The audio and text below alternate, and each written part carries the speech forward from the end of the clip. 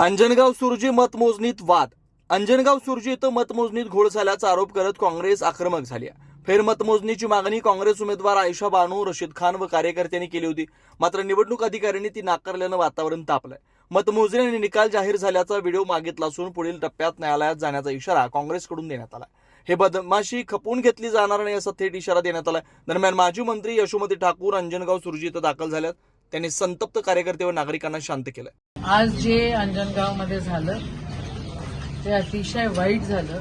या ठिकाणी अरेरावी करत इथल्या इलेक्शन ऑफिसरनी घाई गडबडीनं व्यवस्थित निगराणी न घेता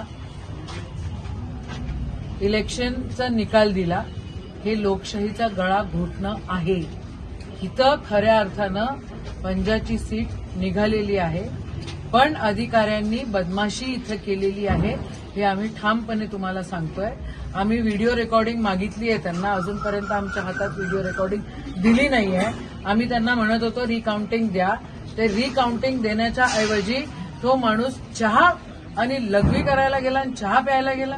असा कसा बेजबाबदार अधिकारी. इथं तो अधिकारी कोणत्या पक्षाचा आहे की कशाचा आहे? या गोष्टी आम्ही कटाक्षानं सांगतोय की इथं लोकशाहीचा गळा घुटलेला आहे. इथं पंजाची सीट निघालेली आहे आणि आम्ही कोर्टामध्ये या सगळ्या गोष्टींसाठी जातो. तुम्ही पाहत आहात विस्टा न्यूज मराठी.